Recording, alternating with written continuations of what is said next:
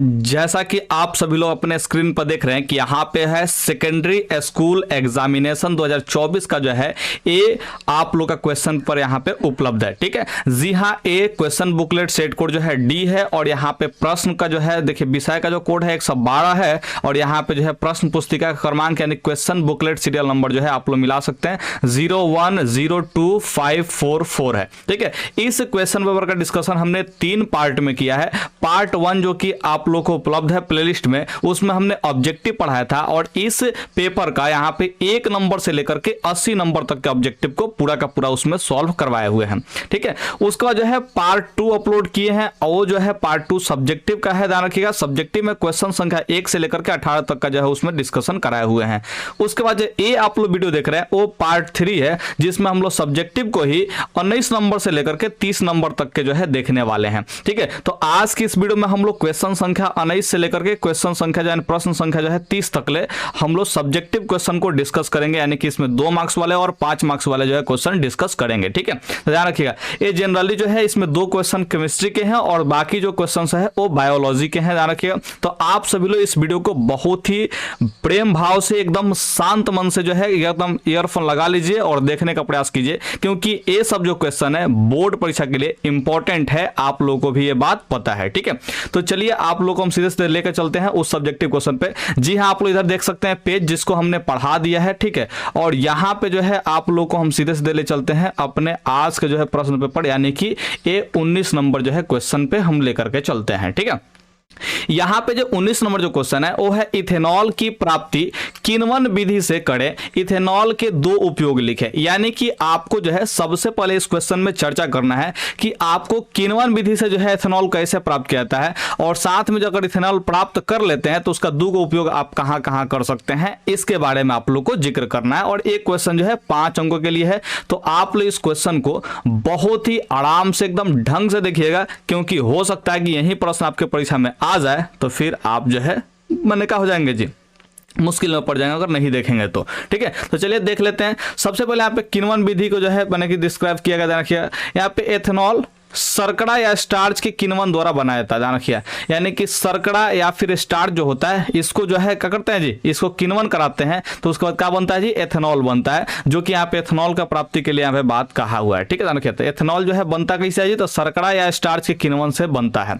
यह किण्वन खमीर यानी कि ईस्ट, खमीर यानी कि क्या चीज जी, ईस्ट एक जो है सूक्ष्म जीव है। ध्यान रखिए, ईस्ट की उपस्थिति में होता है जिसमें 2 एंजाइम इन्वर्टेज तथा जाइलेम होते हैं। ठीक है, रखिए यानी कि यहाँ पे देखिए ईस्ट के उपस्थिति में ही होगा, यानी कि जो किण्वन अभिक्रिया होता है, चाहे किण्वन प्रक्रिया होता है, चाहे किण्वन जो है माने कि जो भी आप लोग प्रोसेस समझे, ठीक है, उसमें ईस्ट जरूर उपलब्ध रहता है और इसमें 2 एंजाइम रहते हैं। कौन कौन एंजाइम जी, इन्वर्टेज और यहाँ पे जाइलम। ठीक है, तो देखिए यहाँ पे जो है चीनी का जो है यहाँ पे सूत्र लिखे हैं। ठीक है, और चीनी का सूत्र जो यहाँ पे देखिए जल से जो है जल माने कि है। ठीक है, और जल के माने कि जल होने के बावजूद यहाँ पे देखिए खमीर यानी कि ईस्ट। ठीक है, देखिए और साथ में यहाँ पे दोनों का दोनों जो है ए एंजाइम। ठीक है, ये सब जो है मिल करके क्या कर रहे हैं जी, यहाँ पे एथेनॉल का निर्माण कर रहे हैं। ठीक है, तो यहाँ पे जो है किण्वन प्रक्रिया हो रहा है और किण्वन प्रक्रिया के बाद क्या बन रहा है जी, यहाँ पे एथेनॉल बन रहा है। तो इस रिएक्शन को आप लोग याद रख सकते हैं, परीक्षा में लिखेंगे तो इससे जो है बहुत ज्यादा इफेक्ट पड़ते हैं मार्क में। ठीक है, तो अंक अगर आपको अच्छे से लाना है केमिस्ट्री में तो रिएक्शन वगैरह जो है लिखा करें,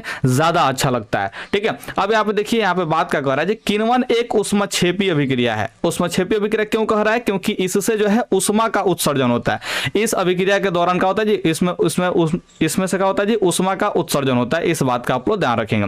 अगला यहाँ पे कह रहा है कि शर्करा के किण्वन की अभिक्रिया 20 डिग्री सेल्सियस से 30 डिग्री सेल्सियस के नियंत्रित ताप परास पर की जाती है।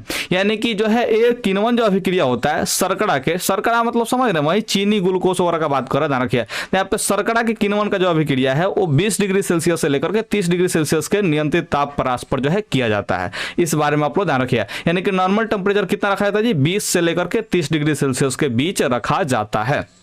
हाँ आपको कह रहा है कि शक्कर, ठीक है, शक्कर यानी कि चीनी के किण्वन की अभिक्रिया एक ऐसे पात्र में की जाती है जिसमें से किण्वन के दौरान बनी कार्बन डाइऑक्साइड गैस तो बाहर जा सकती है, परंतु बाहर की वायु पात्र के अंदर नहीं जा सकती है। यानी कि ऐसा एक पात्र ले लेना है, बर्तन लेना है, ठीक है, देखिए किण्वन प्रक्रिया के लिए एक ऐसा बर्तन या फिर पात्र आपको ले लेना है जिसके माने कि जिसमें क्या होगा जी, किण्वन के दौरान जो भी यहाँ पे CO2 मुक्त होगा, ये जो कार्बन डाइऑक्साइड जो है मुक्त हो रहा है ना जी, ये कार्बन डाइऑक्साइड गैस जो है बाहर तो निकल पाएगा, लेकिन उसमें बाहर का जो वायु है उस बर्तन में प्रवेश नहीं करना चाहिए, यानी कि अंदर नहीं जा सकता। ऐसा आपको पात्र एक ले लेना है, ठीक है।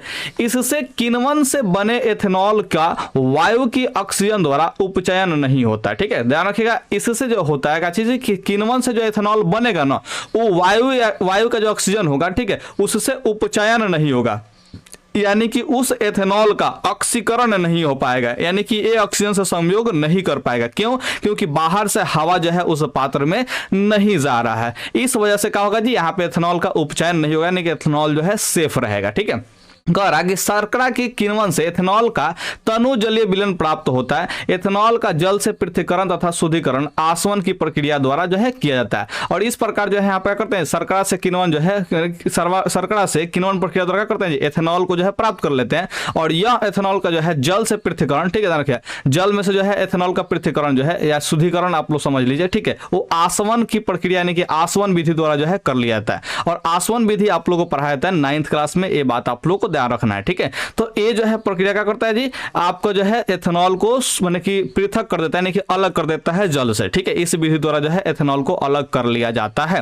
तो इस तरह से जो है हम लोग क्या करते हैं जी, किण्वन प्रक्रिया द्वारा एथेनॉल की प्राप्ति कर लेते हैं। अब इसका दो उपयोग लिखना था, तो इसको भी हम लोग थोड़ा सा देख लेते हैं। यहाँ पे जो है हमने इथेनॉल के 2 उपयोग लिखे हैं, ठीक है, 2 नहीं, थोड़ा सा 1-2 ज्यादा भी लिख दिए। देखिए कैसे जी, एथेनॉल का जो उपयोग होता है वो शराब के रूप में होता है, यानी कि जो शराब और अब जो है लोग पीते हैं ना जी, उसमें एथेनॉल सामान्यतः रहता है, ठीक है। यहाँ पे देखिए टिंचर आयोडीन के निर्माण में, ठीक है, एक टिंचर आयोडीन जो होता है इसके निर्माण में भी एथेनॉल का उपयोग किया जाता है। इसके अलावा देखिए यहाँ पे कफ सिरप यानी कि जो खांसी का जो सिरप होता है उसमें भी एथेनॉल का यानी कि निर्माण होता है।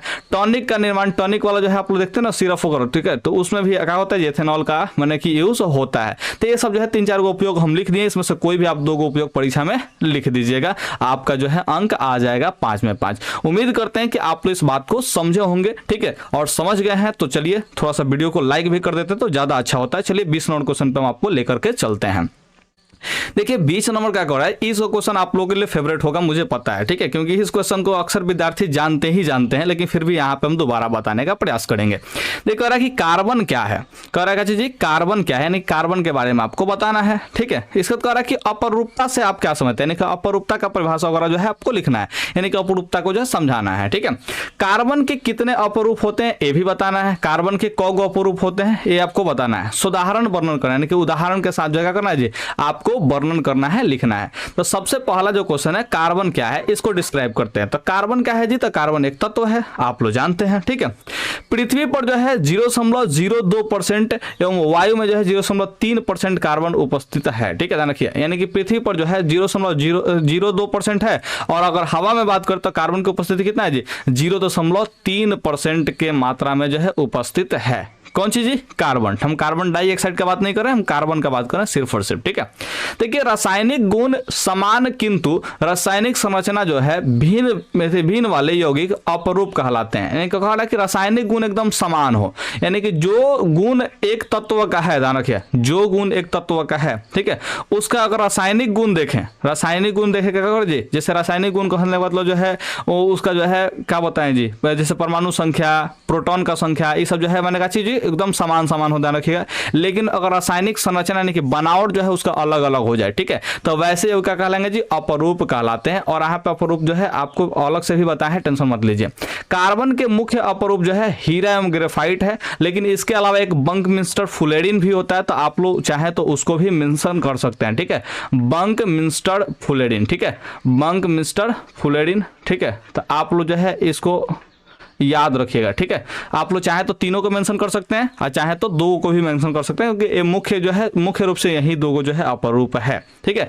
इसकी संयोजकता जो है 4 होती है। कार्बन का संयोजकता कितना होता है? 4 होता है। इसके अलावा आप और भी चीज लिख सकते हैं, जैसे कार्बन का परमाणु संख्या 6 होता है, ठीक है, रखिए ये लिख सकते हैं। तो आप लोग जो है कार्बन को डिस्क्राइब जरूर कर दीजिएगा। अब यहाँ पे बात करते हैं अपरूपता की। किसका बात करते हैं जी? अपरूपता की। देखिए कह रहा है कि तत्वों का एक गुण जिसके द्वारा कोई तत्व ऐसे कई रूपों में पाया जाता है जिनके भौतिक गुण भिन्न भिन्न हो लेकिन रासायनिक गुण क्या हो जी? समान हो, तो अपरूपता कहलाता है। यानी कि देखिए तत्व का जो है एक गुण जिसके द्वारा कोई तत्व ऐसे कई रूपों में, ठीक है, ध्यान रखिए, बहुत सारे रूप में जो है तत्व जो है पाया जाता है, ध्यान रखिएगा, ठीक है, जिनका क्या चीज भौतिक गुण जो है भिन्न भिन्न होगा, यानी कि भौतिक जो गुण है उसका अलग अलग होगा, ठीक है, ध्यान रखिए, यानी कि उसका जो है बनावट जो है अलग अलग हो सकता है, ठीक है, लेकिन रासायनिक गुण हमेशा क्या होगा जी? समान होगा, तो उसको हम लोग बोलेंगे अपरूपता। क्या बोलेंगे जी? अपरूपता हम लोग बोलेंगे। इस बात का आप लोग ध्यान रखिएगा। अब यहाँ पे हम लोग कार्बन के मुख्य अपरूप के जो है बारे में लिखना चाहेंगे, हीरा और ग्रेफाइट के बारे में। तो चलिए अब हीरा और ग्रेफाइट के बारे में देख लेते हैं। तो देखिए यहाँ पे कह रहा है कि हीरा कार्बन का सबसे शुद्ध रूप है, ध्यान रखिए, हीरा जो है कार्बन का जी सबसे शुद्ध रूप है, ध्यान रखिएगा, यानी कि हीरा में जो है खाली और खाली क्या होता है? सिर्फ और सिर्फ कार्बन होता है, ध्यान रखिएगा इसमें। और कह रहा है कि यह कार्बन के परमाणुओं से बना होता है, यानी कि हीरा जो होता है सिर्फ और सिर्फ कार्बन के परमाणुओं से बना होता है। इस बारे में आप लोग ध्यान रखिएगा। इसकी संरचना नियमित चतुष्फलक यानी कि रेगुलर टेट्राहेड्रल होती है, ठीक है, ध्यान रखिए, यानी कि इसकी जो संरचना होती है वो चतुष्फलकीय होती है। आप लोग को ये बात पढ़ाया गया होगा। चतुष्फलकीय मतलब 4 गो इसमें फलक होता है। इसकी संरचना में देखिएगा तो 4 गो फलक होगा, यानी कि टेट्राहेड्रल होता है, ठीक है। कह रहा है कि इसमें कार्बन का प्रत्येक परमाणु कार्बन के 4 अन्य परमाणुओं के साथ आबंधित होता है, यानी कि जो हीरा में अगर देखिएगा बनावट में तो एक जो कार्बन का परमाणु है वो अन्य 4 गो कार्बन परमाणु से जो है जुड़े होते हैं, ध्यान रखिएगा, अन्य 4 कार्बन परमाणु से क्या होता है जी? जुड़े होते हैं। एक कार्बन परमाणु जो है अन्य 4 कार्बन के परमाणु से जुड़े हुए रहते हैं, आबंधित रहते हैं, जिससे कार्बन की सभी संयोजकता संतुष्ट रहती है, यानी कि इसमें जो है सभी के सभी क्या होता है? संयोजकता संतुष्ट होती है। कहने का मतलब कार्बन का जो है 4 गो संयोजकता होता है, इसलिए 4 गो अगर बॉन्ड बना लिया तो इसकी संयोजकता का होगा जी? संतुष्ट रहेगा, यानी कि इसमें एक भी मुक्त इलेक्ट्रॉन नहीं रहेगा। और एक सुदृढ़ त्रिविमीय या त्रिआयामी संरचना बनाती है, यानी कि इस तरह से क्या होगा जी? यहाँ पे त्रिविमीय यानी कि 3 बीमा वाले जो है आकृति का निर्माण होता है या संरचना होता है, ध्यान रखिए। 3 बीमा कहने का मतलब लंबाई, चौड़ाई, ऊंचाई, यानी कि ये तीनों चीज इसमें उपस्थित रहती है। इस बारे में आप लोग ध्यान रखिए। तो यहाँ पे हीरा का जो है, हीरा के बारे में आप लोग देख लिए। अब थोड़ा सा ग्रेफाइट के बारे में भी देख लेते हैं। ग्रेफाइट क्या है? देखिए ग्रेफाइट जो है कार्बन का शुद्धतम एवं अस्थायी रूप है, ध्यान रखिए, यानी कि ये जो है शुद्धतम है कार्बन, यानी कि ग्रेफाइट भी जो है सिर्फ और सिर्फ कार्बन से ही बना होता है। इस बारे में आप लोग ध्यान रखिए। और ये अस्थायी अपरूप है, यानी कि इसमें जो है कोई बदलाव जल्दी नहीं होता है। हीरा में भी, हीरा भी कहा जाए कि अस्थायी अपरूप है, ध्यान रखिएगा। अब देखिए यहाँ पे इसकी संरचना षटकोणीय होती है। षटकोणीय मतलब 6 कोण होता है, यानी कि इस टाइप का जो है यहाँ पे संरचना इसका पाया जाता है, ठीक है, ध्यान रखिए, इस टाइप का जो है संरचना पाया जाता है। इसमें देखिए एक कार्बन जो परमाणु होता है वो अन्य जो है कितना कार्बन परमाणु से? 3 कार्बन परमाणु से जो है जुड़े रहते हैं, कि इधर भी कोनो कार्बन परमाणु से जुड़ा रहेगा, ठीक है, ध्यान रखिए, ऐसे नहीं होता है, ध्यान रखिएगा, ऐसे होता है, ऐसे होता है, ठीक है, ध्यान रखिए। तो यहाँ पे देखिए एक कार्बन परमाणु जो है इधर एगो, इधर एगो, इधर एगो, 3 कार्बन परमाणु से जुड़ा रहता है। और इस प्रकार देखिए षटकोणीय ही बनाता है, आकृति कैसे बनाता है? षटकोणीय बनाता है, ये आप लोग ध्यान रखिएगा, ठीक है। इसका आप लोग चित्र जो है मैंने किताब में जरूर एक बार देख लीजिएगा। ये जो है हीरा का भी चित्र और काशी जी इस ग्रेफाइट का भी चित्र आप लोग जरूर देख लीजिएगा, क्योंकि ये चित्र जो है बहुत ज्यादा इंपॉर्टेंट है। परीक्षा में बनाते हैं तो आपको नंबर अच्छे खासे मिलेंगे, ठीक है। तो देखिए यहाँ पे कह रहा है कि इसमें कार्बन का प्रत्येक परमाणु कार्बन के 3 अन्य परमाणुओं के साथ आबंधित होते हैं, यानी कि कार्बन का जो एक परमाणु है वो कार्बन के अन्य जो है 3 कार्बन परमाणु से जो है क्या होता है? आबंधित होते हैं, यानी कि जुड़े रहते हैं, जो कि आपको हमने बताया, ठीक है। कह रहा कि जिससे षटकोणीय जाल की परतें बनाते हैं, ठीक है, यानी कि इस तरह से क्या होता है? षटकोणीय जाल का एक परत बन जाता है, यानी कि जालिन्यूमा टाइप का जो है बन जाता है। ग्रेफाइट का उपयोग जो है पेंसिल बनाने में विद्युत संयंत्रों में इलेक्ट्रॉन नहीं इलेक्ट्रोड होगा, क्या होगा जी? इलेक्ट्रोड के रूप में जो है हम लोग करते हैं, ठीक है, यानी ग्रेफाइट से जो है इलेक्ट्रोड बनाते हैं, जैसे एनोड कैथोड आप लोग सुने होंगे ना जी, तो उस तरह से हम लोग बना देते हैं, ठीक है। तो इस ग्रेफाइट का जो उपयोग होगा वो पेंसिल बनाने में होता है, और साथ में कैसे जी विद्युत संयंत्र में जो है इलेक्ट्रोड के रूप में भी हम लोग कर लेते हैं। तो इस तरह से हीरा और ग्रेफाइट के बारे में डिस्क्राइब कर दीजिएगा, आपका आंसर हो जाएगा। एक परफेक्ट आंसर जो है आप लोग दोनों क्वेश्चन का 19 नंबर भी और 20 नंबर दोनों क्वेश्चन का जो है आप लोग परफेक्ट आंसर लिखिए। और नीचे देखिए एक इंस्टाग्राम का जो है लिंक जो है डिस्क्रिप्शन में होगा, ठीक है, ध्यान रखिएगा। डिस्क्रिप्शन में इंस्टाग्राम का जो है लिंक है, आप लोग वहां पे जाइएगा और मुझे जो है एकदम डायरेक्ट जो है मैसेज कर दीजिएगा और आप जो भी परफेक्ट आंसर लिखेंगे उसे आप लोग जरूर भेजने का प्रयास कीजिएगा। हम आपके आंसर को देखने के लिए इंतजार कर रहे हैं, जरूर भेजिए, हम आपके आंसर का सच में इंतजार कर रहे हैं, ठीक है। तो लिखिए, परफेक्ट आंसर लिखिए और परफेक्ट आंसर लिखने के बाद जो है मुझे जरूर मैसेज कीजिए, हम आपके आंसर का इंतजार कर रहे हैं, मतलब कि कर रहे हैं। तो चलिए अब यहाँ से बायोलॉजी स्टार्ट करते हैं। और बायोलॉजी का जो है यहाँ पे पहला जो क्वेश्चन है वो है एकलिंगी तथा द्विलिंगी की परिभाषा एक एक उदाहरण देकर कीजिए, ठीक है, ध्यान रखिए। यानी कि एक लिंगी का और द्विलिंगी का दोनों का जो है परिभाषा क्या करना है जी, एक है उदाहरण दे करके जो है करना है, ठीक है। तो देखिए एक लिंगी क्या होगा, अब यहाँ पे नाम से स्पष्ट हो रहा है एगो लिंग, ठीक है, ध्यान रखिए। यहाँ पे कह रहा है कि वे जीव जिनमें नर और मादा स्पष्ट रूप से अलग अलग हो उन्हें एक लिंगी जीव कहते हैं। यानी कि वैसे जीव जिनमें या तो नर जो है प्रजनन तंत्र हो या फिर मादा प्रजनन तंत्र हो, तो वैसे जीव को हम लोग बोलेंगे एक लिंगी जीव बोलेंगे, ठीक है। और यहाँ पे देखिए द्विलिंगी के बारे में बात कर रहा है, किसके बारे में बात कर रहा है जी, द्विलिंगी जीव के बारे में बात कर रहा है। तो कह रहा है कि जिन जीवों में नर और मादा लिंग एक साथ उपस्थित हो, यानी कि ऐसे जीव जिनमें नर प्रजनन तंत्र भी और मादा प्रजनन तंत्र भी दोनों जो है क्या हो एक साथ उपस्थित हो, तो उन्हें द्विलिंगी जो है कहते हैं। जैसे उदाहरण के साथ यहाँ पे केचुआ और एक लिंगी में जो है मनुष्य, ठीक है, मानव। तो इस तरह से आप लोग जो है परिभाषा लिख देंगे, 2 में तो आपका आ जाएगा, बिल्कुल सही आंसर आप लोग को आ जाएगा। एक एक उदाहरण देना था, एक एक उदाहरण दे दिए। चाहे तो आप लोग अलग अलग एग्जाम्पल भी दे सकते हैं, या आपकी इच्छा के ऊपर डिपेंड करता है, ठीक है। अब चलते हैं यहाँ पे 22 नंबर क्वेश्चन में क्या कह रहा है, हमें वन एवं वन्य जीवन का संरक्षण क्यों करना चाहिए। यानी कि देखिए वन को हम लोग क्यों बचाना चाहिए, चाहे उसका संरक्षण क्यों करना चाहिए, और वन्य जीवन है या फिर जो वन्य जीव है उनका संरक्षण क्यों करना चाहिए, इसके बारे में यहाँ पे पूछा हुआ है, ठीक है।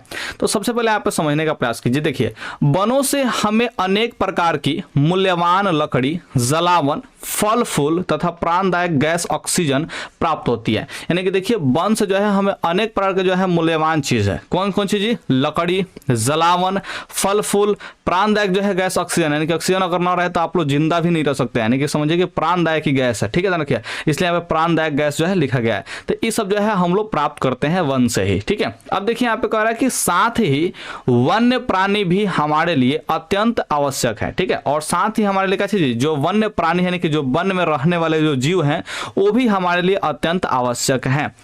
इनसे प्रकृति में संतुलन बना रहता है। और क्यों आवश्यक है जी, क्योंकि इनसे जो है प्रकृति में संतुलन बना रहता है, यानी कि एक इकोसिस्टम जो है ना वो सामान्यतः जनरेट रहता है, यानी कि पारिस्थितिकी तंत्र का जो है निर्माण इन लोगों से ही होता है। कह रहा है कि यहाँ पे इसलिए हमें वनों एवं वन्य जीवों का संरक्षण अवश्य करना चाहिए। इसीलिए क्या चीज, हमें वन का चाहे जी वन्य जीव का, ये दोनों का संरक्षण जो है हमें जरूर करना चाहिए, क्योंकि वन से हमें इतना सारा फायदा है, और भी फायदे है, ध्यान रखिएगा। और साथ में वन्य प्राणी से जो है हम लोग अपना इकोसिस्टम जो है जनरेट होता है, ध्यान रखिएगा, यानी कि पारिस्थितिकी तंत्र का जो है निर्माण होता है। तो इस तरह से हम लोग क्या करना चाहिए, ये जो है वनों का जो है चाहे क्या चीज वन्य जीवों का जो है संरक्षण करना चाहिए। और क्यों करना चाहिए, क्योंकि हम अपने आगे आने वाली पीढ़ी को एक सुरक्षित संसार सौंप सकें, यानी कि हमारा जो आने वाला जो पीढ़ी है, ध्यान रखिएगा, ठीक है। तो जो भी आपका जो है पीढ़ी आएगा, यानी कि जो नए नए जो है मैंने कि शिशु जन्म ले रहे हैं, चाहे उनका जो है बाल बच्चा होगा, ये सब जो है नया नया जो पीढ़ी आते जाएगा वो भी क्या रहेगा जी, एकदम इन सभी संसाधनों का उपयोग कर पाएगा, चाहे इनसे जो है लाभ वो ले पाएगा और उनके हाथों में एक सुरक्षित संसार हो पाएगा, ठीक है। तो इसलिए आज के डेट में हमें वन या फिर वन्य जीवों को जो है बचाना अति आवश्यक है, इस बारे में आप लोग ध्यान रखिएगा। अब चलते हैं सीधे सीधे यहाँ पे 23 नंबर क्वेश्चन पे। क्या कह रहा है, कह रहा है 23 नंबर क्वेश्चन, जंतुओं में रासायनिक समन्वय कैसे होता है। यानी कि जंतु जो होता है उनमें रासायनिक समन्वय कैसे होता है। जंतु से तात्पर्य यह है कि जैसे मानव हो गया, यहाँ पे क्या चीज, घोड़ा हो गए, गाय हो गया, भैंस हो गया, गाय हो गई, भैंस, ठीक है, देखिए ये सब जो है क्या चीज, ये सब में रासायनिक समन्वय कैसे होता है। यानी कि रासायनिक समन्वय से सीधा सीधा मतलब होता है क्या चीज, हार्मोन से कैसे जो है माने कि उनमें समन्वय होता है, इसके बारे में यहाँ पे पूछ रहा है, ठीक है। तो देखिए यहाँ पे आंसर लिखा गया है, है जंतुओं में अंतःस्रावी ग्रंथियां विशेष रसायनों को उत्पन्न करती है, यानी कि जो जंतुओं में जो होती है अंतःस्रावी ग्रंथियां होती है, क्या चीज होती है जी, अंतःस्रावी ग्रंथियां होती है जो कई सारे जो है विशेष प्रकार के रसायनों को उत्पन्न करती है। इस बारे में आप लोग ध्यान रखिए। कह रहा है कि ये रसायन या हार्मोन जंतुओं को सूचनाएं संचारित करने के साधन के रूप में प्रयुक्त होते हैं। ठीक है, यानी कि जो ये जो है रसायन, ध्यान रखिएगा, ये रसायन हो चाहे फिर कहें आप लोग हार्मोन कहें, ठीक है, ये जंतुओं को सूचनाएं संचारित करने में, यानी कि सूचना जो है एक स्थान से दूसरे स्थान तक पहुंचाने में, ठीक है, पहुंचाने के साधन के रूप में क्या होते हैं जी, प्रयुक्त होते हैं, यानी कि काम करते हैं। कह रहा कि अधिवृक्क से, अधिवृक्क किसको बोलते हैं देखिए, तो अधिवृक्क जो है एक ग्रंथि है, ध्यान रखिएगा, जो कि वृक्क यानी कि किडनी पर ही स्थित है। ठीक है, ध्यान रखिएगा, अधिवृक्क एक ग्रंथि है जो कि किडनी पर ही स्थित है। इससे स्रावित जो होता है एड्रिनल हार्मोन होता है। कौन सा हार्मोन होता है जी, एड्रिनल हार्मोन। ये जो है सीधा रुधिर में स्रावित होता है, यानी कि जो अधिवृक्क है यानी कि किडनी के ऊपर जो है एक ग्रंथि है, ध्यान रखिएगा, उस ग्रंथि से जो है एड्रिनल हार्मोन जो है स्रावित होता है और सीधा सीधा जो है रुधिर यानी कि रक्त में ही, यानी कि ब्लड में ही संचारित होता है, स्रावित हो जाता है, ध्यान रखिए, यानी कि उसमें जो है मुक्त हो जाता है और शरीर के विभिन्न भागों तक पहुंच जाता है और ब्लड के माध्यम से जो है शरीर के विभिन्न भागों में पहुंच जाता है। क्योंकि आप लोगों को पता है कि रक्त जो होता है, ध्यान रखिए, वो परिवहन कराता है विभिन्न पदार्थों का। ठीक है, और उसमें ये वाला जो है हार्मोन भी शामिल होगा। और ऊतकों में विशिष्ट गुण होते हैं, यानी कि जो हमारे शरीर में जितने भी कोशिकाएं हैं उनके जो उनसे जो मिलकर के जो ऊतक बने हैं, ठीक है, उनमें विशिष्ट गुण होता है, यानी कि विशेष प्रकार का गुण होता है जो अपने लिए आवश्यक हार्मोन को पहचान कर उनका उपयोग बाहरी या भीतरी स्तर पर करते हैं। यानी कि वो जो ऊतक होते हैं उन हार्मोन को जिनसे उनका जो है फायदा होने वाला है, चाहे जो अपने हार्मोन है, उनको एकदम आराम से पहचान जाते हैं और पहचानने के बाद उनका उपयोग करके क्या करते हैं जी, बाहरी स्तर पर या फिर भीतरी स्तर पर जो है उपयोग करते हैं और आप में जो है एक नियंत्रण या फिर समन्वय जो है स्थापित करते हैं। कह रहा कि विशिष्टीकृत कार्यों को करने वाले अंगों से समन्वय कर ये हार्मोन अपना विशिष्ट प्रभाव दिखाते हैं। ठीक है, यानी कि जो भी यहाँ पे कार्य करते हैं, इसमें जो भी अंग कार्य करते हैं, ध्यान रखिए, तो वो हार्मोन का करता है जी, अपना विशिष्ट प्रभाव उसमें दिखाता है। ठीक है, इस बात का आप लोग ध्यान रखिए। तो ये 23 नंबर का जो है आंसर आप लोग चाहें तो इस तरह से लिख सकते हैं या फिर चाहें तो हम जैसे जैसे समझाएं उस बात को एकदम टिपिकल भाषा में, एकदम अपने भाषा में लिख करके मुझे इंस्टाग्राम पे भेज सकते हैं। ये आपके इच्छा के ऊपर डिपेंड करती है, या फिर डायरेक्ट इसी को याद कर दीजिए कौन सा बाड़ी है। देखते हैं यहाँ पे 24 नंबर क्वेश्चन। देखिए 24 नंबर क्वेश्चन कर रहा है मधुमेह यानी कि डायबिटीज, यानी कि जो आप लोग चीनिया रोग बोलते हैं, ठीक है, उससे आप लोग क्या समझते हैं, यानी कि इस रोग से आप लोग क्या समझते हैं। ठीक है, तो देखिए यहाँ पे कह रहा है कि डायबिटीज मेलेटस, जिसे मेलेटस यानी कि देखिए मल्टोस इसको कहीं कहीं लिखा जाता है, रखा जाता है मेलेटस, जिसे सामान्यतः मधुमेह कहा जाता है। ठीक है, यानी कि डायबिटीज मेलेटस जो होता है इसको हम लोग सामान्य रूप से क्या कहते हैं, हम लोग मधुमेह कहते हैं, यानी कि इसका जो है बीमारी का जो नाम है वो मधुमेह है। ठीक है, रखिए, और एक्चुअल में जो है इसका नाम जो है मैंने कि मेडिकल लाइन में चलता है, क्या चीज, डायबिटीज मेलेटस चलता है, ध्यान रखिए। यहाँ पे देखिए चयापचय संबंधी बीमारियों का एक समूह है। ठीक है, चयापचय संबंधी जो है बीमारी का एक है जी समूह है, कौन सी, मधुमेह, जिसमें लंबे समय तक उच्च रक्त शर्करा का स्तर होता है, यानी कि लंबे समय तक लगा होता है जी उच्च रक्त शर्करा, मतलब कि जो ब्लड में जो है क्या चीज, शुगर का लेवल, यानी कि जो है चीनी का जो है लेवल होता है, ध्यान रखिए, वो बना रहता है, हाई लेवल तक बना रहता है, किसमें जी, डायबिटीज वाले जो है व्यक्ति होते हैं उनमें। ठीक है, ध्यान रखिए, मधुमेह का कारण होता है या तो अग्न्याशय पर्याप्त इंसुलिन का उत्पादन नहीं करता है। देखिए अग्न्याशय से जो एक हार्मोन रिलीज होता है जिसको हम कहते हैं इंसुलिन। ठीक है, ये रसायन है, ध्यान रखिए, और ये रसायन जो होता है हर एक व्यक्ति के शरीर में जितने भी आप लोग चीनी वाले पदार्थ खाते हैं उन सब से जो भी चीनी का जो है यानी कि लेवल होता है आपके शरीर में उसको नियंत्रित करता है। अगर आपके शरीर में इंसुलिन जो है अच्छे से रिलीज नहीं हो पाएगा, यानी कि पर्याप्त मात्रा में रिलीज नहीं होगा, तो वैसे स्थिति में आपके शरीर में चीनी की मात्रा जो है नियंत्रित नहीं होगी, तो उस समय भी क्या होगा जी, आपके शरीर में जो है मधुमेह रोग हो सकता है।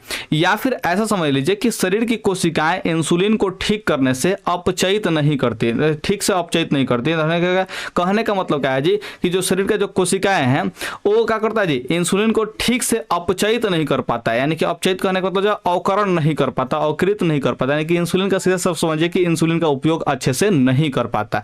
ये दोनों दोनों ही कंडीशन में आपको मधुमेह रोग हो सकता है। या तो अग्न्याशय से पर्याप्त मात्रा में इंसुलिन नहीं बने की जनरेट करे या फिर निर्माण न करे, या फिर आपकी जो कोशिकाएं हैं वो इंसुलिन का अच्छा से उपयोग ना कर पाए। तो ये दोनों ही स्थितियों में आपको मधुमेह नामक बीमारी हो सकती है। तो 24 नंबर क्वेश्चन का आंसर आप लोग इस तरह से लिख सकते हैं और आप चाहें तो परफेक्ट आंसर एक लिख करके भेज सकते हैं मुझसे, ठीक है। तो आप चलते हैं सीधे सीधे 25 नंबर क्वेश्चन पे। ध्यान रखिए, कहने को तो बहुत खर्चे हमने कर दिए हैं लेकिन अभी भी समस्याओं से जो है हट नहीं पा रहे हैं, क्योंकि अभी आप लोग जो वीडियो देखे 24 नंबर तक, ठीक है, वो वीडियोस वास्तव में करप्ट हो गया था। और करप्ट क्यों हुआ था? क्योंकि वो जो है मतलब कि करप्ट जो होने के पीछे का जो रीजन है, ध्यान रखिएगा, वो पावर कट था, ठीक है। पावर कट हुआ और उसके बाद जो है मेरा कंप्यूटर जो है ऑफ हो गया और ये वीडियो जो है सीधे सीधे जो है मैंने क्या बताइए करप्ट हो गया, ठीक है। लेकिन 3 घंटे जो है मेहनत किए, 3 घंटे मेहनत करने के बाद जो है हमने उस वीडियो को पूरा का पूरा रिकवर कर लिया, लेकिन पूरा रिकवर नहीं हुआ। जो 24 नंबर के बाद के जो फोटेज थे वो खराब हो गए हैं, ठीक है। तो मुझे 25 नंबर से एक क्वेश्चन जो है दोबारा शूट करना पड़ रहा है। तो मुझे उम्मीद है कि आप लोग कोई भी दिक्कत नहीं होगा और 25 नंबर क्वेश्चन से जो है आप लोग अच्छे से देखने का प्रयास कीजिए, ठीक है। तो चलिए यहाँ पे 25 नंबर क्वेश्चन क्या कह रहा है थोड़ा समझने का प्रयास कीजिए। वाष्पोत्सर्जन क्रिया का पौधों के लिए क्या महत्व है, ठीक है। यानी कि वाष्पोत्सर्जन जो क्रिया होता है वो पौधों के लिए किस प्रकार से महत्वपूर्ण है, या फिर ऐसे समझिए कि पौधों में क्यों महत्व है, फिर क्या महत्व रखता है वाष्पोत्सर्जन क्रिया, ठीक है। इसके बारे में आप लोग को बताना है। तो आंसर आप लोग का बिल्कुल परफेक्ट यहाँ पे देख सकते हैं क्या है जी। पौधों के मूल यानी कि जड़ बोलते हैं, रूट को बोलते हैं, मूल से चोटी तक यानी कि जड़ से जो है शिखर तक यानी कि जो ऊपर पुलंगी होता है ना जी, वहां तक लगातार जल की धारा वाष्पोत्सर्जन के द्वारा ही प्रवाहित होती है। यहाँ पे सिंपल सा बात हम यही कहना चाहें कि जो जड़ से चोटी तक का जो जल धारा है, ध्यान रखिएगा, वो सिंपल सा समझ लीजिए कि वाष्पोत्सर्जन होता है, जिसके वजह से क्या चीज एक माने कि जल का लगातार जो है नीचे से ऊपर की ओर प्रवाह हो पाता है। ध्यान रखिए, अगर वाष्पोत्सर्जन नहीं होता तो हो सकता था कि ये संभव उतने ना हो, ठीक है। जितने आज के डेट में क्या हमेशा जो है पौधे जो होते हैं, ध्यान रखिएगा, वो जड़ से जो है माने कि पुलंगी तक यानी कि चोटी तक, ध्यान रखिएगा, वो जल को जो है धारा को बनाए रखते हैं, ठीक है। तो ये वाष्पोत्सर्जन के कारण ही संभव हो पाता है। इसके अलावे देखिए, यह खनिज अवशोषण एवं परिवहन में भी सहायता करता है। आप लोगों को पता है कि जो जड़ होता है पौधे का, वो खनिज को भी अवशोषित करता है और साथ में उसका जो है परिवहन भी कराता है, ध्यान रखिए। तो इसमें भी क्या होता है जी, वाष्पोत्सर्जन जो है सहायक होता है। लेकिन इन सब से हट करके जो सबसे महत्वपूर्ण अगर मुझे लगता है कि पेड़ पौधों में जो जरूरी है, ठीक है, ध्यान रखिए, वो है यहाँ पे देखिए तापक्रम को संतुलन बनाए रखना, ठीक है। यानी कि यहाँ पे हमने लिखा है इसके अलावा यह पौधे में तापक्रम संतुलन बनाए रखने में सहायक होता है। कहने का सिंपल सा मतलब यही है कि ये जो है वाष्पोत्सर्जन का जो क्रिया होता है, ध्यान रखिए, इसके वजह से पेड़ पौधे जो होते हैं ना, वो अपने ताप को मेंटेन करके रखते हैं। जैसे मैं आपको समझाने का प्रयास करते हैं, जैसे एक मानव जो होता है, ध्यान रखिएगा, मानव, इसका सामान्य जो है शरीर का तापमान जो होता है 37 डिग्री सेल्सियस के आसपास का होता है, या फिर अगर फ़ारेनहाइट में आपको बताना चाहें तो ये 98 फ़ारेनहाइट के आसपास का होता है। अगर किसी व्यक्ति का जो है सामान्य से ज्यादा टेम्परेचर हो जाता है, जैसे में जो है 100 फ़ारेनहाइट हो गया, 101 फ़ारेनहाइट हो गया, ध्यान रखिए, तो यहाँ पे अगर आप लोग को बात करते हैं, यहाँ पे देखिए तापमान जो है बढ़ गया, और तापमान जैसे ही बढ़ता है तो ऐसे ही आप लोग कहते हैं कि मुझे बुखार हो गया है। तो यानी कि आप लोग स्पष्ट रूप से यहाँ पे देख सकते हैं, क्या देख सकते हैं जी, कि जो भी आप लोग का यहाँ पे तापमान है, ठीक है, अगर बढ़ता है तो आपका जो है तबियत खराब समझा जाता है, ध्यान रखिए, यानी कि आपका जो है सामान्य से ज्यादा अगर तापमान हो गया तो तबियत आपका खराब हो गया। ठीक वैसे ही जो पेड़ पौधे होते हैं, देखिएगा लगातार जो पेड़ पौधे होते हैं ये धूप में जो है रहते हैं, ठीक है, ध्यान रखिएगा, जो पेड़ पौधे होते हैं लगातार जो अगर देखिएगा तो धूप में ही रहते हैं, ठीक है, और धूप में डायरेक्ट जो है उन पर जो है सूर्य का प्रकाश से किरण पड़ता है, जिसकी वजह से वो गर्म होना उनका जो है लाजमी है, यानी कि सामान्य से ज्यादा टेम्परेचर होना उनका लाजमी है। अगर वे वाष्पोत्सर्जन क्रिया को ना करे ना तो उनका जो है तापमान इतना ज्यादा बढ़ जाएगा कि वो जो है मर जाएंगे, सूख जाएंगे, ध्यान रखिए। तो वाष्पोत्सर्जन क्रिया के द्वारा क्या करते हैं कि जितने भी शरीर का जो है तापमान इसमें माने कि अथी होता है, माने बढ़ता है, ध्यान रखिए, उसको क्या करते हैं जी, उस तापमान को जो है अथी क्या करते हैं, पानी में, मैंने देखिए जो पानी है उसको गर्म करने में माने कि यूज कर देते हैं, ठीक है, ध्यान रखिए। और पानी जो है भाप बन जाता है और भाप बनाकर जो है हवा में रिलीज कर देते हैं, ध्यान रखिए। तो इससे जो है इनके शरीर का जो टेम्परेचर है वो बस उस वाष्प के माध्यम से, जल वाष्प के माध्यम से क्या होता है जी, इसके शरीर से जो है बाहर निकल जाता है। इस प्रकार से क्या करते हैं जी, पेड़ पौधे अपने तापक्रम को संतुलित करके रखते हैं, ठीक है। अगर तापमान इसका बढ़ जाएगा तो क्या होगा जी, ये पेड़ पौधे सूख भी सकते हैं, मर भी सकते हैं। तो वाष्पोत्सर्जन एक महत्वपूर्ण प्रक्रिया है पेड़ पौधों में, इस बारे में आप लोग ध्यान रखिएगा। अब यहाँ पे देखिए अगला कि खाद्य पदार्थों का स्थानांतरण फ्लोएम की चालनी नलिकाओं द्वारा होता है। आप लोगों को ये बात पता है कि जो है खाद्य पदार्थ जो भी मैंने कि बनता है, ठीक है, जो मैंने भोजन बन गया पत्तियों में, ठीक है, प्रकाश संसर्ग का फलस्वरूप, ठीक है, उस खाद्य पदार्थ को जो फ्लोएम की चालनी नलिकाएं होती हैं वो क्या करती हैं जी, वो माने कि एक स्थान से दूसरे स्थान तक जो है क्या करती है जी, पहुंचा देती है। यानी कि जहां पे जो है भोजन नहीं बनता है वहां तक वो पहुंचाने का काम करती है फ्लोएम की चालनी नलिकाएं। देखिए वाष्पोत्सर्जन क्रिया जल अवशोषण को नियमित करता है तथा पौधों में तापमान संतुलित रखता है। और अगर इन सबको समअप करके बताएं तो वाष्पोत्सर्जन का जो क्रिया है वो क्या करता है, जल के अवशोषण को नियमित करता है, यानी कि लगातार जो है जल के अवशोषण को बनाए रखता है, ठीक है। अगर वाष्पोत्सर्जन ना हो तो हो सकता है लगातार जो है जल जो है जड़ द्वारा अवशोषित ना हो, ठीक है, ध्यान रखिए। यानी कि हम थोड़ा सा सिंपल से बात में कह रहे हैं, ध्यान रखिएगा। वाष्पोत्सर्जन प्रक्रिया अगर नहीं होती पेड़ पौधों में तो जड़ से जो है जल को लगातार अवशोषित नहीं करते और साथ ही पेड़ पौधे अपने तापमान को जो है संतुलित नहीं रख पाते। तो इस तरह से आप लोग आंसर को लिख देंगे तो आपका जो है आराम से 2 मार्क्स आ जाएंगे, कोई आपको दिक्कत नहीं होने वाला है, ठीक है, ध्यान रखिए।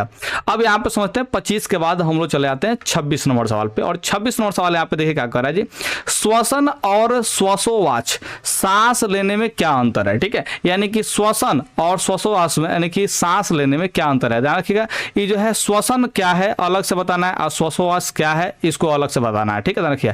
तो ये जो है दोनों का दोनों अलग कैसे है, यानी कि इसमें दोनों में अंतर क्या है इसको हम लोग को बताना है, ठीक है, ध्यान रखिए। तो यहाँ पे हमने दोनों को अंतर लिखने का प्रयास किया। देखिए श्वसन जो है देखिए एक जैव रासायनिक क्रिया है। श्वसन कैसा क्रिया जी, जैव रासायनिक क्रिया है। और श्वासोच्छ्वास क्या है जी, तो यह एक भौतिक क्रिया है। इस क्रिया में गैसों का आदान प्रदान होता है, ठीक है। जैसे देखिए सांस आपने नाक से जो है इनहेल किया, ठीक है, और फिर जो सांस आपने क्या किया जी नाक से छोड़ा, ये जो है प्रक्रिया क्या कहलाता है, श्वासोच्छ्वास कहलाता है। और वही जो श्वसन है एक्चुअल में क्या है, जो आप लोग जो है हवा को मैंने क्या किया, सांस को लिए, ठीक है, वो ऑक्सीजन जो है वहां से फिल्टर हुआ जाना किया और वहां से कहाँ गया जी, ब्लड में गया, ब्लड से जो है हार्ट हृदय में गया दाना किया और हृदय से जो है आपकी कोशिकाओं तक पहुंचा, वहां पे कोशिकीय श्वसन हुआ और कोशिकीय श्वसन होने के बाद जो है CO2 बना और CO2 जो है फिर वापस ब्लड में आया, ब्लड में से आने के बाद जो है हृदय में आया, हृदय में से आने के बाद जो है वापस फेफड़ा में आया, फिर आपने जो है नाक से क्या किया, सांस को छोड़ा यानी कि CO2 गैस को छोड़ा, ठीक है। तो पूरा का पूरा जो प्रक्रिया है ध्यान रखिए वो श्वसन के अंतर्गत आता है और केवल सांस लेने और छोड़ने की प्रक्रिया को हम लोग श्वासोच्छ्वास बोलते हैं, ध्यान रखिए। तो ये आला आप लोग जो है अंतर थोड़ा सा याद रखिएगा, क्योंकि देखिए श्वसन जो है एक जैव रासायनिक क्रिया हो गया और श्वासोच्छ्वास क्या हो गया जी, भौतिक क्रिया हो गया। और इस क्रिया में क्या चीज, गैसों का आदान प्रदान होता है, खाली गैसों का आदान प्रदान यहाँ पे होता है श्वासोच्छ्वास के अंतर्गत, ठीक है। कह रहा है कि इस क्रिया में ऊर्जा का उत्पादन होता है जो ATP के रूप में संचित रहता है, ठीक है। यानी कि जो श्वसन प्रक्रिया होता है इसके द्वारा क्या करते हैं, हम लोग ऊर्जा का उत्पादन करते हैं, क्योंकि कोशिकीय श्वसन आप लोग जानवे करते हैं। अभी हम आपको बताया कि कोशिकाओं तक ये जो है ऑक्सीजन पहुंचता है इसी माध्यम से और वहां पर जो है श्वसन प्रक्रिया होता है जिसके फलस्वरूप जो ऊर्जा निर्माण होता है और साथ में कार्बन डाइऑक्साइड गैस भी बनता है, तो वहीं ऊर्जा का उत्पादन होता है इस प्रक्रिया में। लेकिन श्वासोच्छ्वास प्रक्रिया में कोई ऊर्जा का उत्पादन नहीं होता है, इस बारे में आप लोग ध्यान रखिएगा, ठीक है। और ये जो ऊर्जा मैंने कि श्वसन के दौरान जो है उत्पन्न होता है वो ATP के रूप में एडिनोसाइन ट्राइफॉस्फेट, इसका माने कि फुल फॉर्म होता है एडिनोसाइन ट्राइफॉस्फेट होता है, ध्यान रखिए। इसके रूप में क्या करता है जी, ऊर्जा जो है संचित रहता है, इस बारे में आप लोग ध्यान रखिएगा। यहाँ पे तीसरा अंतर देख लेते हैं, यह क्रिया कोशिका के अंदर होती है, ठीक है। यानी कि जो श्वसन क्रिया होती है ध्यान रखिए वो एक कोशिका के अंदर होती है, खास करके माइटोकॉन्ड्रिया के अंदर होती है। लेकिन जो श्वासोच्छ्वास है यहाँ की कोशिका के बाहर होती है, यानी कि ये आप लोग सिंपल समझ लीजिए कि नाक से आपने सांस लिया फिर जो है नाक से सांस छोड़ा, यही प्रक्रिया जो है श्वासोच्छ्वास है तो है, ठीक है। देखिए चौथा नंबर, इस क्रिया में एंजाइमों की आवश्यकता होती है, यानी कि श्वसन के लिए जो है एंजाइम की आवश्यकता पड़ सकती है, लेकिन सांस लेने और छोड़ने के लिए कोई एंजाइम की आवश्यकता नहीं पड़ सकती है, ध्यान रखिए कोई एंजाइम की आवश्यकता नहीं होती है। श्वसन क्रिया सभी जीवधारियों में होती है, यहाँ पे है लगा लीजिएगा, ठीक है, ध्यान रखिए।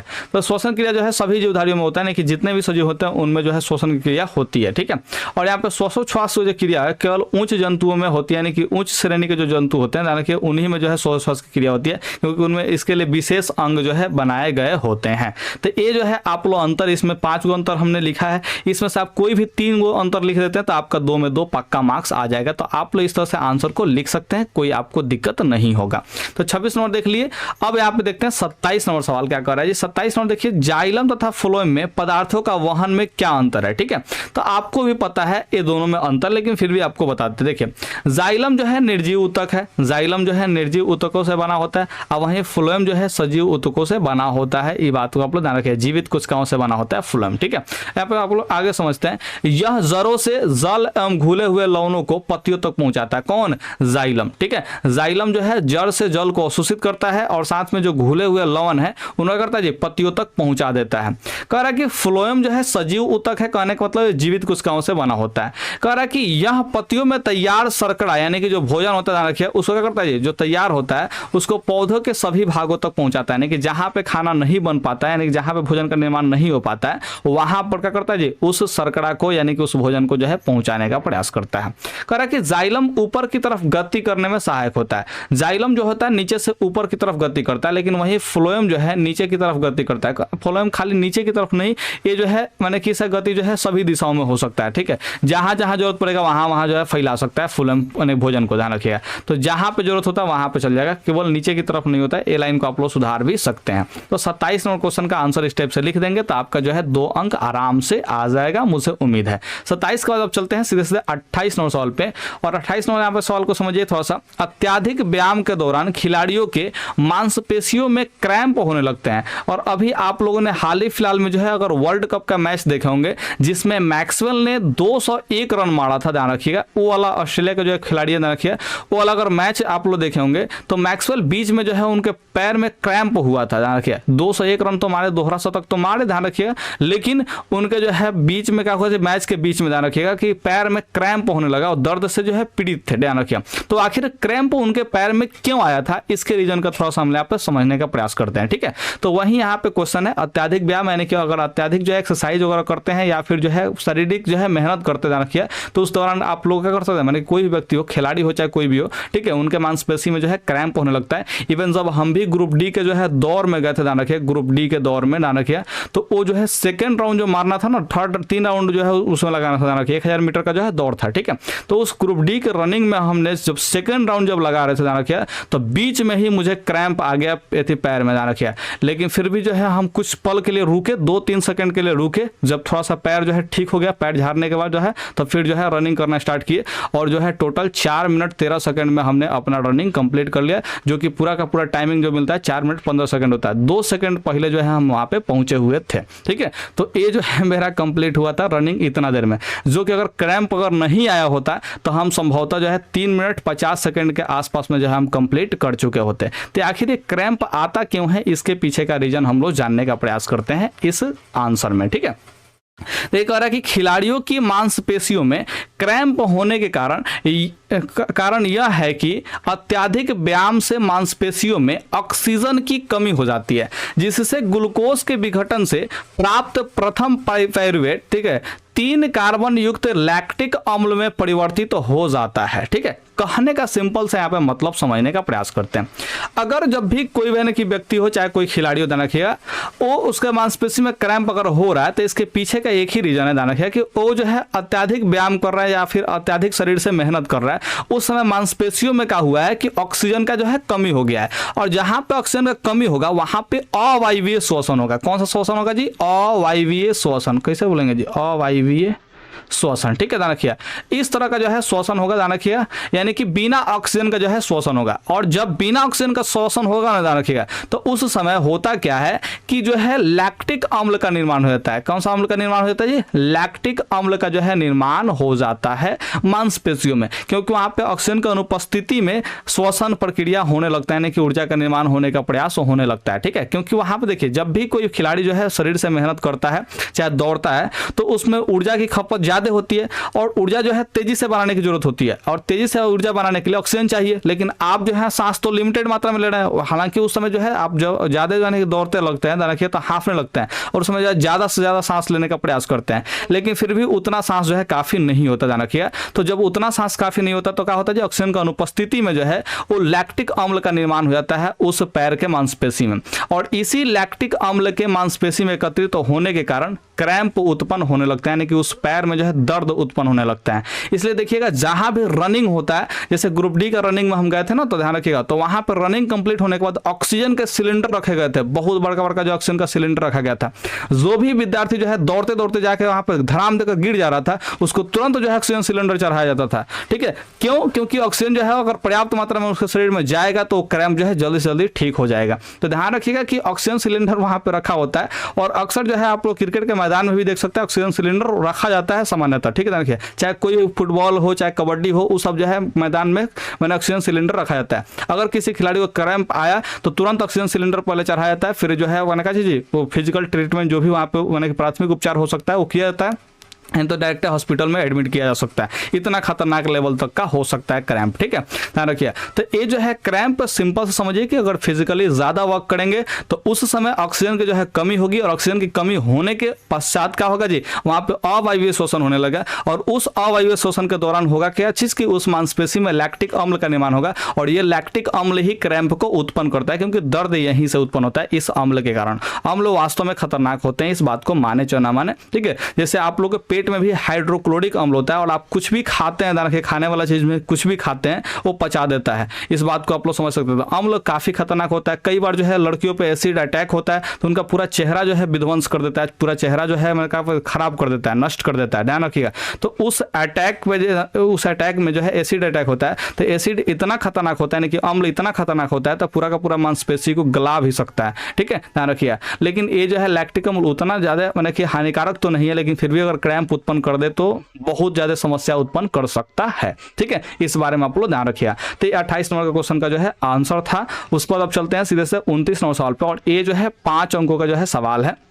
ठीक है, देखिए वृक्क की आंतरिक संरचना का जो है वर्णन करना है। ठीक है, तो वृक्क की आंतरिक संरचना का यहाँ पे वर्णन किए हैं, और भी यहाँ पे वर्णन किए हैं। आप चाहें तो इसको पॉज करके जो है पढ़ सकते हैं। ध्यान रखिएगा, हम इसमें से कुछ कुछ बातें समझा देते हैं, ज्यादा समझाने की जरूरत नहीं है। ध्यान रखिएगा।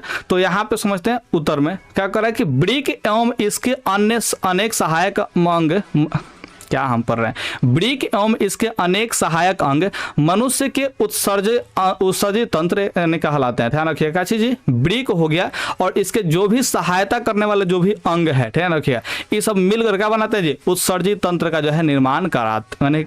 ध्यान रखिएगा। ठीक है, अब आप समझने का प्रयास कीजिए। वृक्क उत्सर्जन तंत्र का प्रमुख अंग है, यानी कि वृक्क जो है, अगर मानव की बात करते हैं ध्यान रखिए, तो मानव में जो उत्सर्जन तंत्र होता है उसमें क्या है जी, प्रमुख अंग है। उत्सर्जन तंत्र मतलब कि जो बेकार का पदार्थ है, ध्यान रखिए, और जो बेकार का पदार्थ है उसको निकालने का जो भी जो भी अंग तंत्र जो है काम करता है, उसको हम लोग उत्सर्जन तंत्र के अंतर्गत रखते हैं। इसमें से मेन काम जो करता है ना वो वृक्क करता है। वृक्क को हम इंग्लिश में किडनी बोलते हैं। ठीक है, किडनी क्या करता है आगे यहाँ पे बताते हैं। देखिए क्या कर रहा है जी, ये प्रमुख अंग है जो केवल उत्सर्जित पदार्थों को उपयोगी पदार्थों से छानकर अलग करता है। यानी कि देखिए जो वृक्क यानी कि किडनी होता है वो उत्सर्जित पदार्थ, यानी कि जो शरीर से बाहर निकालने योग्य पदार्थ होते हैं, यानी कि जो जिसका शरीर में उपयोग माने कि थोड़ा सा भी नहीं है, और अगर शरीर में रह गए तो वो शरीर को हानि पहुंचा सकते हैं, वैसे पदार्थ को हम लोग उत्सर्जित पदार्थ बोलते हैं। ठीक है, इस उत्सर्जित पदार्थ को जो उपयोगी पदार्थ होता है ना जी, उससे क्या करता है जी, छान करके अलग करता है। ये उपयोगी पदार्थ कहाँ उपस्थित होते हैं, चाहे उत्सर्जित पदार्थ, तो सामान्यतः जो है ध्यान रखिए ब्लड में उपस्थित होते हैं। ध्यान रखिए यहाँ पे आगे जो है कह रहा है कि वृक्क यानी कि किडनी, ठीक है, भूरे रंग का सेम के बीज के आकार का माने कि संरचना है। ठीक है, यानी कि जो किडनी होता है ध्यान रखिए वो भूरा रंग का सेम के बीज के आकार का होता है। ठीक है, किसके आकार का होता है, सेम के बीज के आकार का होता है। और आप लोग यहाँ पे देख भी सकते हैं, यहाँ पे देखिए सेम के बीज के आकार का यहाँ पे फिगर हमने बनवाया हुआ है। ठीक है, ध्यान रखिए, तो यहाँ पे जो है भूरे रंग के सेम के बीज के आकार का होता है। ठीक है, जो कि उदर गुहा, ध्यान रखिए उदर गुहा, उदर मतलब होता है पेट, ध्यान रखिए, तो उदर गुहा में ही पेट माने कि पेट का जो गुहा है ना, ध्यान रखिए, उसी में कशेरुक दंड के दोनों तरफ होते हैं। ठीक है, कशेरुक दंड का होता है जी दोनों तरफ होते हैं, यानी कि दो जो है किडनी आपके पास उपस्थित है आपके शरीर में। ठीक है,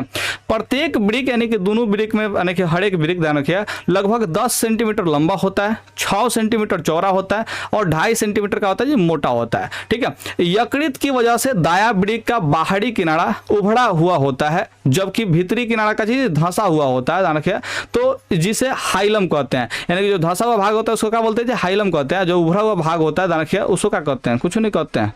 तो देखिए यहाँ पे ध्यान से, वृक्क के अंदर दो भाग दिखाई देते हैं और बाहरी भाग कॉर्टेक्स तथा भीतरी भाग जो है मेडुला कहलाता है। ठीक है, तो इस हाइमन को, मेडुला को, कॉर्टेक्स को थोड़ा समझने का प्रयास कीजिए। ठीक है, यहाँ पे देखिए हाई वाला जो बाहरी भाग है, बाहरी भाग, इसको हम लोग कॉर्टेक्स बोलते हैं। क्या बोलते हैं जी, कॉर्टेक्स बोलते हैं। ठीक है, और वहीं यहाँ पे बात करते हैं क्या चीज, आंतरिक जो भाग है ध्यान रखिए, आंतरिक भाग को हम लोग मेडुला बोलते हैं। क्या बोलते हैं जी, मेडुला बोलते हैं। ठीक है, ध्यान रखिए। और यहाँ जो आंतरिक वाला हाई वाला जो भाग है ना, इसको बोलते हैं हम लोग हाइलम। क्या बोलते हैं जी, हाइलम बोलते हैं। ठीक है, तो इस तरह से जो है वृक्क की संरचना देख सकते हैं। और यहाँ पे आप लोग देख सकते हैं कि पूरा का पूरा हमने वृक्क के बारे में और भी हमने बताया हुआ है। आप इसको कॉपी पे लिख दीजिए, याद कर लीजिए। ठीक है, और आप लोग जाकर के परीक्षा में छाप सकते हैं। अब हम इसको दोबारा जो है बताने का प्रयास नहीं कर रहे हैं। ठीक है, इसको थोड़ा सा पॉज करके लिख लीजिए, या फिर अगर इसका पीडीएफ लेना चाहते हैं तो आपको पीडीएफ जो है मेरे टेलीग्राम चैनल पे मिल जाएगा।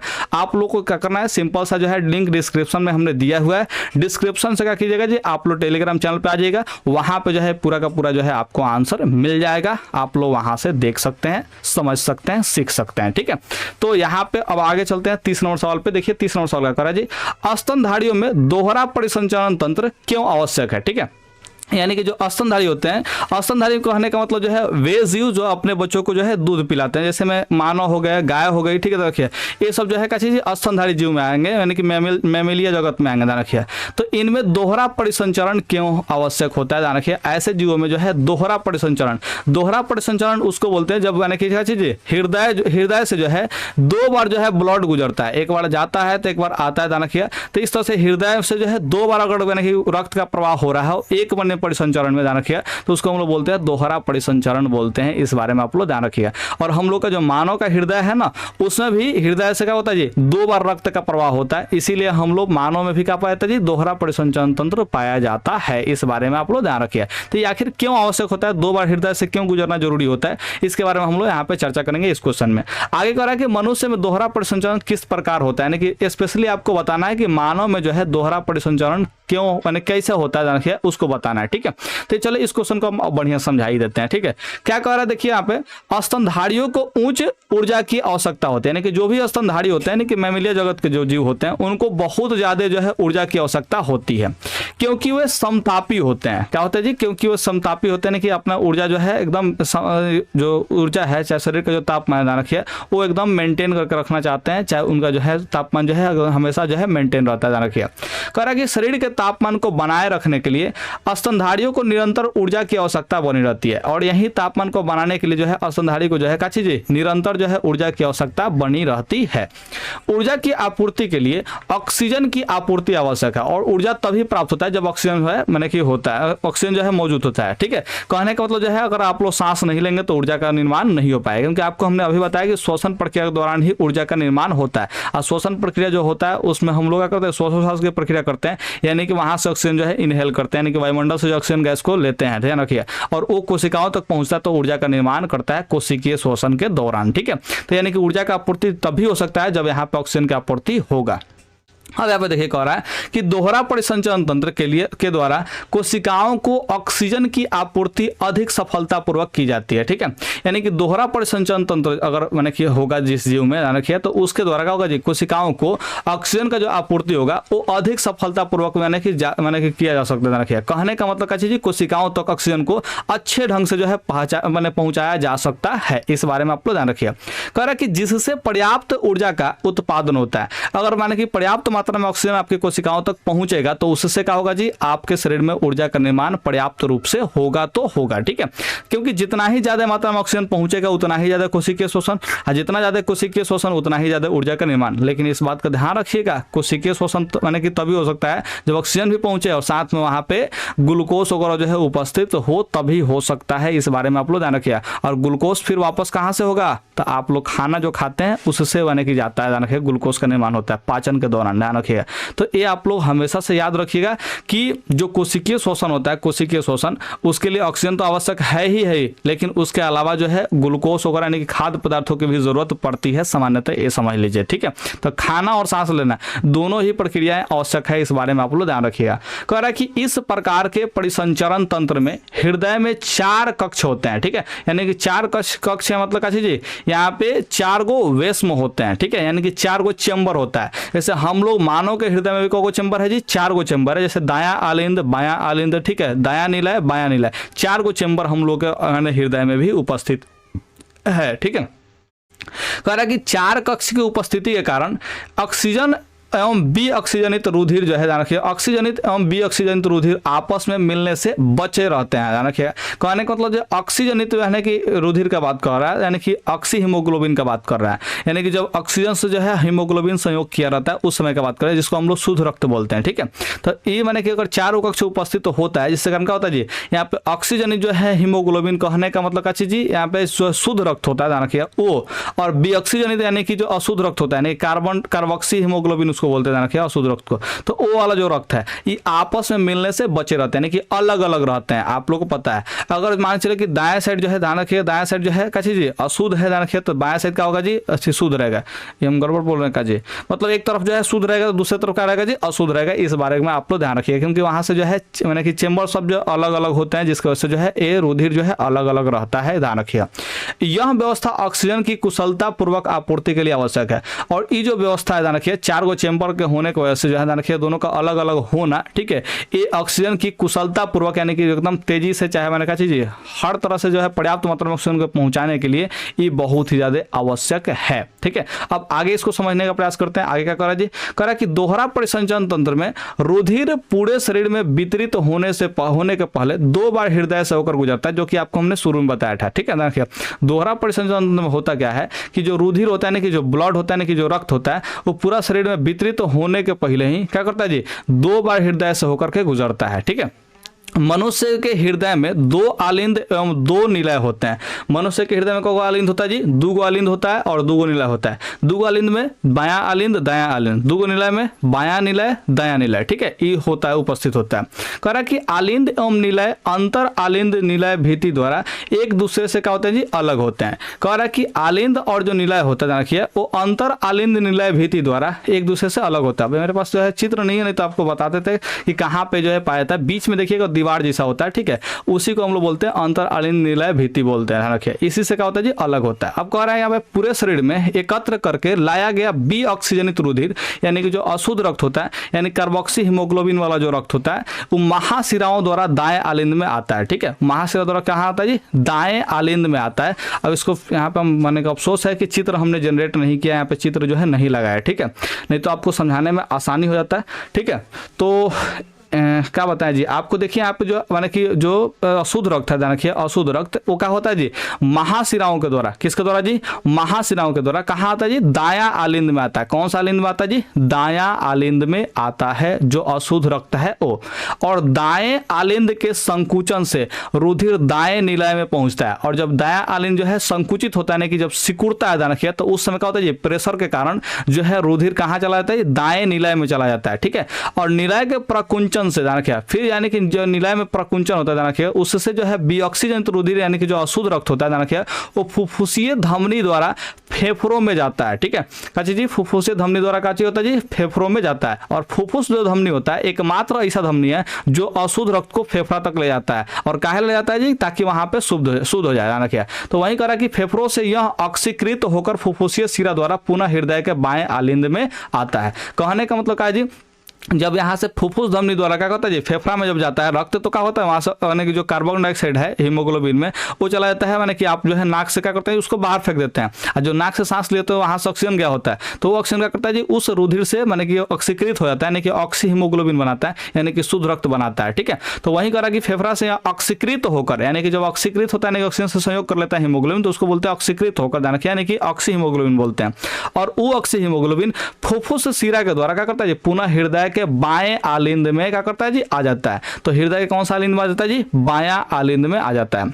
आएगा रहा कि ऑक्सीकृत रुधिर बाएं निलय द्वारा महाधमनी में पंप कर दिया जाता है। और जो ऑक्सीकृत रुधिर है, ध्यान रखिए, वो बाएं आलिंद से बाएं निलय में जाता है, जहां से क्या कहते हैं, पंप कर दिया जाता है, यानी कि प्रेशर डाला जाता है, ध्यान रखिए। तो महाधमनी के कारण, ठीक है, ध्यान रखिए, महाधमनी के द्वारा क्या होता है जी, पूरे शरीर में जो है वितरित हो जाता है, ध्यान रखिए। तो यहाँ पे कह रहा है महाधमनी से रुधिर पूरे शरीर में वितरित कर दिया जाता है। इस तरह से आपको लिख देंगे, आपका जो है आराम से 5 में 5 अंक आ जाएगा।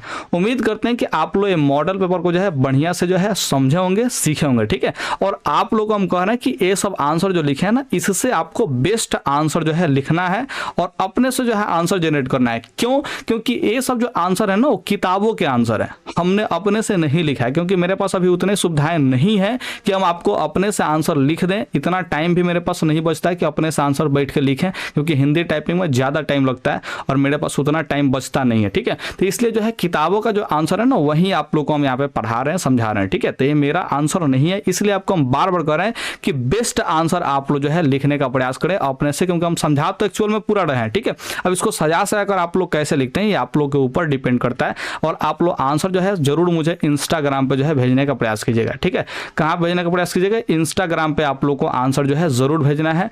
और आंसर अगर आप लोग भेज लेते हैं तो बहुत बढ़िया है, ठीक है। हम आपके आंसर को जरूर चेक करके बताएंगे कि जी हाँ आपका आंसर परफेक्ट है या फिर यहाँ पे गलती है, इसको सुधारने की आवश्यकता है, ठीक है। तो आइए अब बाकी जो मॉडल पेपर है वो आपको प्लेलिस्ट में मिल जाएंगे। तो प्लेलिस्ट आप लोग जो है हमेशा विजिट करते रहें, वहाँ पे आपको जो है सारे के सारे मॉडल पेपर उपस्थित होते रहेंगे और आप लोग वहाँ से देखते जाइएगा, ठीक है। ओके बाय, मिलते हैं प्लेलिस्ट में।